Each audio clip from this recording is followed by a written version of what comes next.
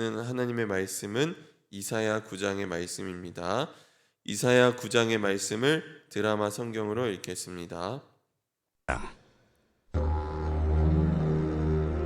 전에 고통받던 자들에게는 흑암이 없으리로다. 옛적에는 여호와께서 스불론 땅과 납달리 땅이 멸시를 당하게 하셨더니 후에는 해변길과 요단 저쪽 이방의 갈릴리를 영화롭게 하셨느니라. 흑암에 행하던 백성이 큰 빛을 보고 사망의 그늘진 땅에 거주하던 자에게 빛이 비치도다. 주께서 이 나라를 창성하게 하시며 그 즐거움을 더하게 하셨으므로 추수하는 즐거움과 탈취물을 나눌 때의 즐거움같이 그들이 주 앞에서 즐거워하오니 이는 그들이 무겁게 맨 멍에와 그들의 어깨의 채찍과 그 압제자의 막대기를 주께서 꺾으시되 미디안의 날과 같이 하셨음이니이다. 어지러이 싸우는 군인들의 신과 피 묻은 겉옷이 불의 섭같이 살라지리니 이는 한 아기가 우리에게 낳고 한 아들을 우리에게 주신 바 되었는데 그의 어깨에는 정사를 메었고 그의 이름은 기묘자라 모사라 전능하신 하나님이라 영존하시는 아버지라 평강의 왕이라 할 것임이라. 그 정서와 평강의 더함이 무궁하며 또 다윗의 왕좌와 그의 나라에 군림하여 그 나라를 굳게 세우고 지금 이후로 영원히 정의와 공의로 그것을 보존하실 것이라. 만군의 여호와의 열심히 이를 이루시리라. 주께서 야곱에게 말씀을 보내시며 그것을 이스라엘에게 임하게 하셨은즉 모든 백성 곧 에브라임과 사마리아 주민이 알 것이오늘 그들이 교만하고 완악한 마음으로 말하기를 벽돌이 무너졌으나 우리는 다듬은 돌로 쌓고 뽕나무들이 찍혔으나 우리는 백향목으로 그것을 대신하리라. 그러므로 여호와께서 르신의 대적들을 일으켜 그를 치게 하시며 그의 원수들을 격동시키시리니 앞에는 아람 사람이요 뒤에는 블레셋 사람이라. 그들이 모두 입을 벌려 이스라엘을 삼키리라. 그럴지라도 여호와의 진노가 돌아서지 아니하며 그의 손이 여전히 펴져 있으리라. 그리하여도 그 백성이 자기들을 치시는 이에게로 돌아오지 아니하며 만군의 여호와를 찾지 아니하도다. 그러므로 여호와께서 하루 사이에 이스라엘 중에서 머리와 꼬리와 종려나무 가지와 갈대를 끊으시리니 그 머리는 곧 장로와 존귀한 자요 그 꼬리는 곧 거짓말을 가르치는 선지자라. 백성을 인도하는 자가 그들을 미혹하니 인도를 받는 자들이 멸망을 당하는도다. 이 백성이 모두 경건하지 아니하며 악을 행하며 모든 입으로 망령되이 말하니 그러므로 주께서 그들의 장정들을 기뻐하지 아니하시며 그들의 고아와 과부를 긍휼히 여기지 아니하시리라. 그럴지라도 여호와의 진노가 돌아서지 아니하며 그의 손이 여전히 펴져 있으리라. 대저 악행은 불타오르는 것 같으니 곧 찔레와 가시를 삼키며 빽빽한 수풀을 살라 연기가 위로 올라가게 함과 같은 것이라. 만군의 여호와의 진노로 말미암아 이 땅이 불타리니 백성은 불의 섭과 같을 것이라. 사람이 자기의 형제를 아끼지 아니하며 오른쪽으로 움킬지라도 줄이고 왼쪽으로 먹을지라도 배부르지 못하여 각각 자기 팔의 고기를 먹을 것이며 므낫세는 에브라임을 에브라임은 므낫세를 먹을 것이요 또 그들이 합하여 유다를 치리라. 그럴지라도 여호와의 진노가 돌아서지 아니하며 그의 손이 여전히 펴져 있으리라. 아멘. 주님의 은총과 평화가 예배드리는 모든 제 분들 10장 가운데 함께 하시기를 간절히 소망합니다. 오늘은 만군의 여호와의 열심이라는 제목으로 말씀을 나누고자 합니다. 우리가 성경을 읽어 나가면서 말씀을 이해할 때 중요한 것 중 하나는 바로 시대적 배경을 이해하는 일입니다. 특별히 이사야와 같은 예언서는 더욱 그러합니다. 왜냐하면 특정한 역사의 현실 속에서 이 말씀이 주어졌기 때문입니다. 그래서 역사 현실이 달라지면 선포되는 말씀도 달라지는 것을 볼 수 있습니다.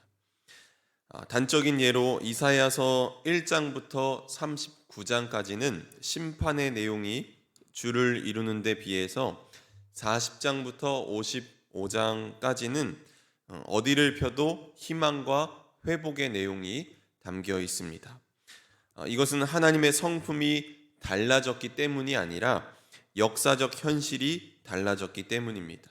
즉, 하나님의 말씀은 어느 시대에나 동일하지만 역사 현실에 따라서 그 동일하신 하나님의 말씀이 달리 표현되는 것입니다.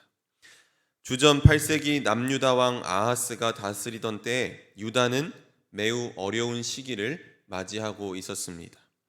주변 강대국들이 위협을 가했기 때문입니다. 특별히 이 시기에 아수르가 동방의 강자로 떠오르게 되었습니다. 아수르와 지리적으로 가까운 위치에 있던 시리아, 아람과 또 북왕국 이스라엘은 그 위기에 공동으로 대처하고자 연합군을 형성했습니다만 아수르에겐 역부족이었습니다. 그래서 주변 나라들을 동맹에 끌어들이기 위해서 여러 외교를 펼쳤습니다. 하지만 남왕국 유다는 그 동맹에 들어가지 않았습니다.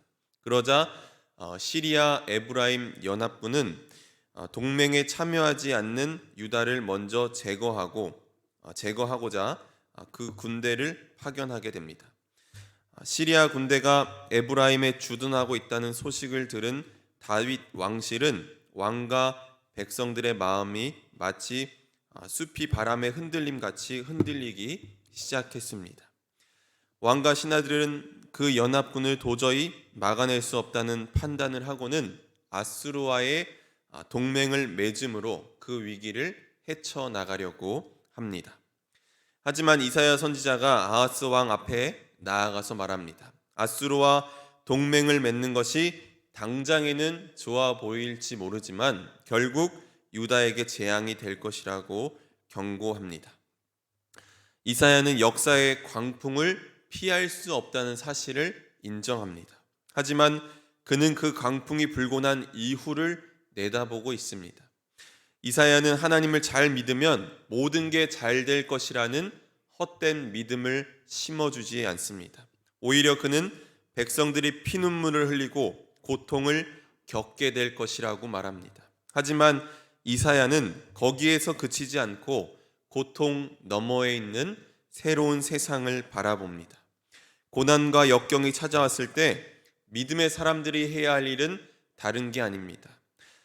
고통과 슬픔 너머에서 시작되고 있는 하나님의 일하심을 바라봐야 합니다.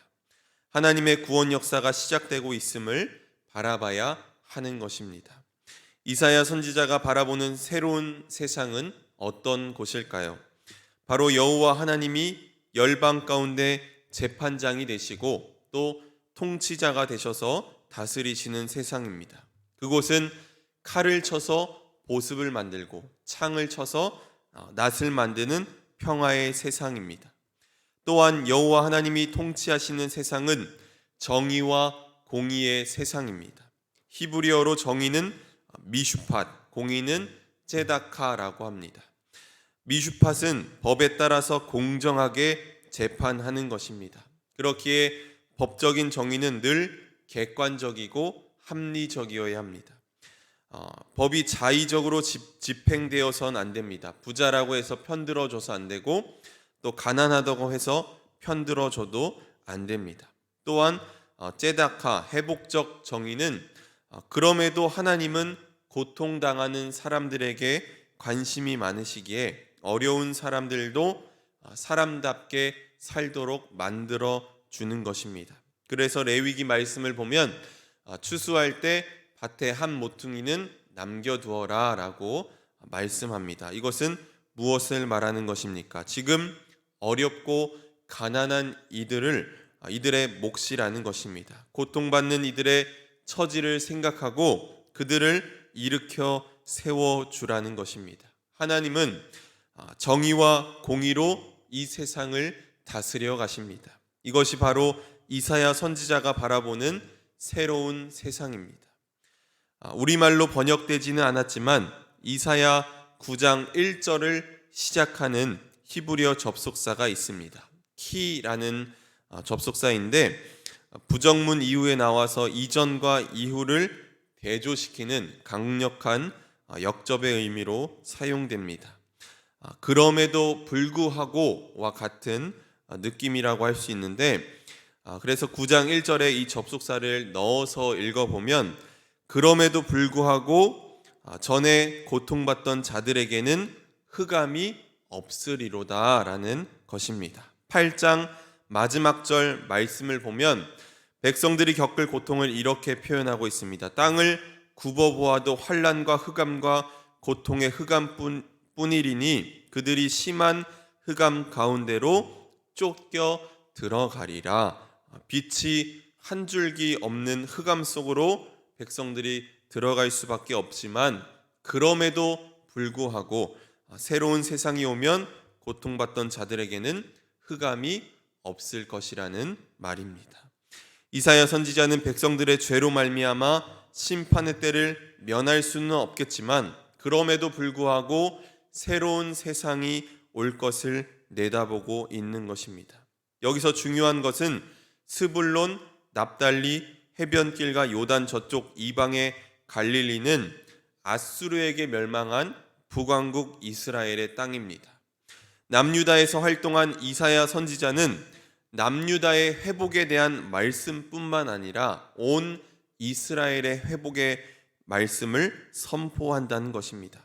예레미야나 에스겔 역시 온 이스라엘의 회복을 선포합니다. 이것은 회복이 당장 그들의 목전에서 이루어지지는 않을지라도 그들이 사는 현실 역사 안에서 반드시 새로운 날들이 올 것을 믿음으로 이것을 기대하고 있는 것을 보여주는 것입니다.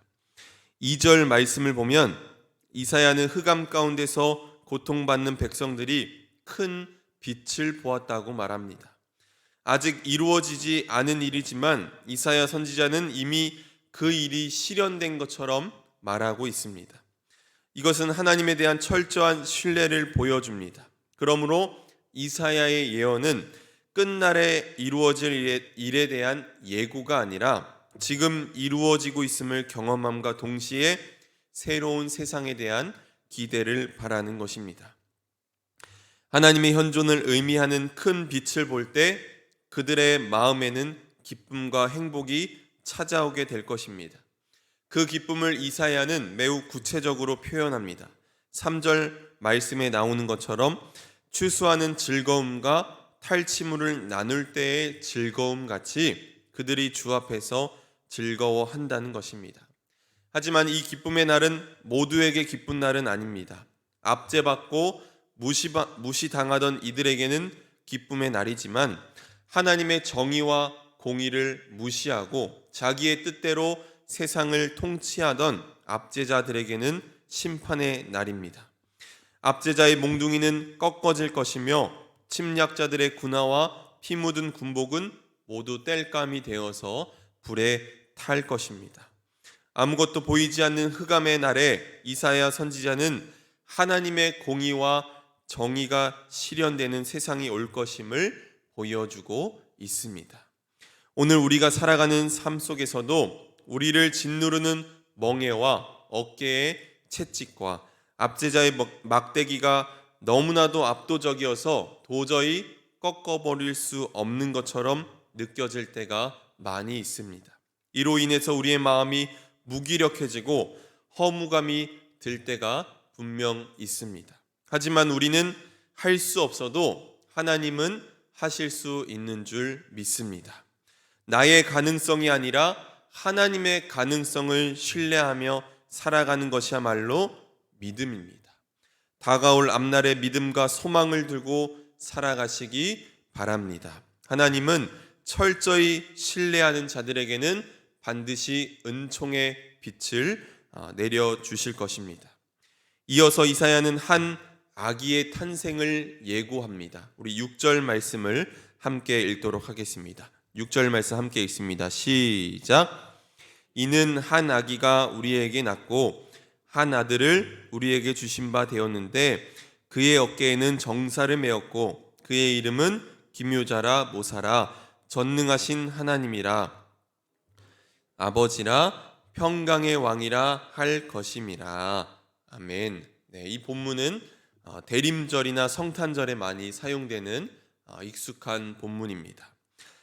이사야 선지자는 새로운 세상을 열어갈 존재에 대해서 소개합니다. 그 아기는 고통 중에 있는 백성들을 지혜롭게 이끌 자이며 전쟁에 능하신 하나님이며 아비와 같이 백성들을 잘 보살필 이이며 참된 평화를 가져오실 왕입니다. 우리는 이런 놀라운 존재가 아기의 모습으로 온다는 것에 주목할 필요가 있습니다. 여기서 아기는 이제 막 갓 태어난 생물학적으로 나이가 어린 아기를 말하는 것이 아닙니다. 그보다 아기가 상징하는 연약함을 떠올려야 합니다.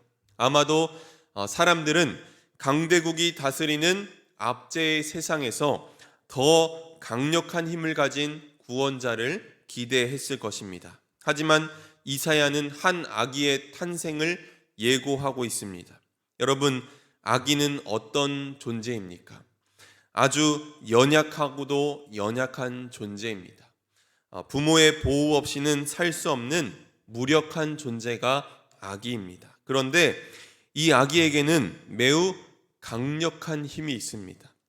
아기에게 다가오는 모든 존재를 사랑에 빠지게 만들게 하는 그런 강력한 힘이 있기 때문입니다. 여러분도 다 경험해 보셨을 것입니다.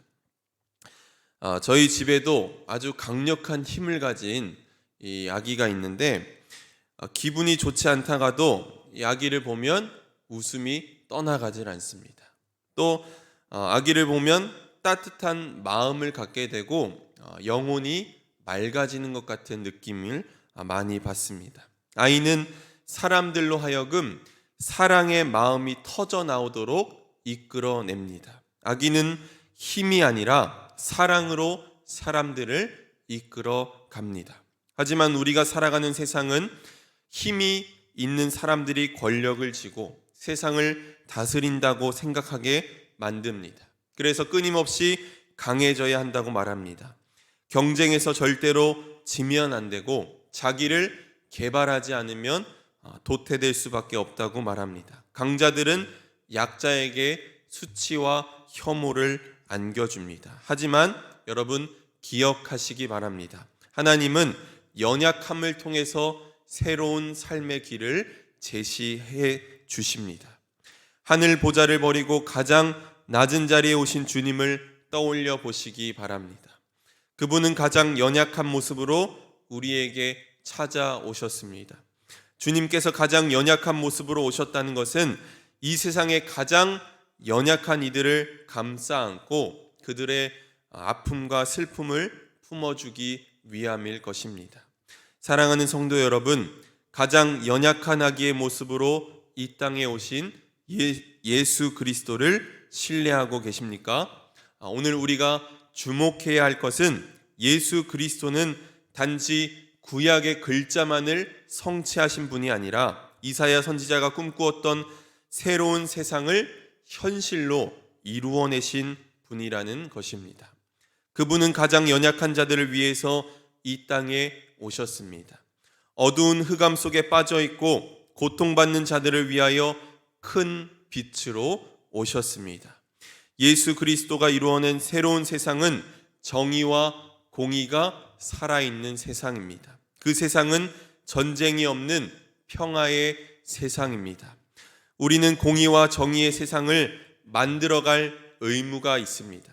여러분의 삶의 자리에서 하나님의 공의와 정의를 심으며 살기를 간절히 소망합니다. 우리는 때로 연약해서 넘어지고 쓰러질 때도 있습니다. 낙심할 때도 있습니다. 하지만 7절 말씀에서 말씀하는 것처럼 만군의 여호와의 열심히 그것을 반드시 이루어 가실 것입니다. 하나님의 이 거룩한 부르심에 믿음으로 동참하시는 저와 여러분이 되기를 주님의 이름으로 간절히 축원합니다. 아멘. 우리 함께 기도하겠습니다. 고마우신 하나님, 흑암 가운데 사는 우리를 위하여 은총의 빛을 내려주시니 감사합니다. 때론 우리의 삶 속에서 우리를 짓누르는 멍에와 어깨의 채찍과 압제자의 막대기가 너무나도 압도적이어서 도저히 꺾어버릴 수 없는 것처럼 느껴질 때가 있습니다. 이로 인해 우리의 마음이 무기력하고 허무감이 들 때도 많이 있습니다. 그럴 때마다 눈을 들어 하늘의 도우심을 구하게 하옵소서. 우리는 할 수 없어도 하나님은 하실 수 있는 줄 믿습니다. 나의 가능성이 아니라 하나님의 가능성을 신뢰하며 살아가게 하옵소서. 무엇보다 가장 연약한 이들을 위해서 오신 주님을 닮아가길 소망합니다. 낮은 곳에 서게 하시고 오늘 아픔과 고통 속에 있는 이들을 위로하고 그들의 따뜻한 품이 되어줄 수 있게 하옵소서. 나의 삶의 자리에서 하나님의 공의와 정의를 심으며 살게 하시고 때론 낙심할지라도 하나님의 열심히 반드시 이루어 가실 것을 신뢰하게 하여 주옵소서. 오늘 이 예배 가운데 구별하여 귀한 예물 드립니다. 1000번째 헌금으로 간절한 마음을 담아 드리오니 예물 드린 손길 축복하여 주시고 삶의 자리에서 하나님의 크신 은혜를 경험하게 하옵소서. 기도의 제목도 함께 올려 드리오니 하나님 응답하여 주시고 기도의 씨앗들이 풍성한 열매를 맺게 하옵소서. 하나님, 하나님의 은혜를 간절히 사모하며 이 자리에 나온 성도님들 또 온라인으로 기도하는 모든 심령들을 긍휼로 보살펴 주옵소서. 낙심하고 낭망할 때마다 성령님께서 우리를 위하여 친히 간구하신다는 것을 믿고 나아가게 하시고 은총의 빛을 구하며 나아갈 때마다 믿음의 용기를 허락하여 주옵소서. 담대한 믿음 주실 줄 믿사오며 예수 그리스도의 이름으로 기도드렸습니다. 아멘.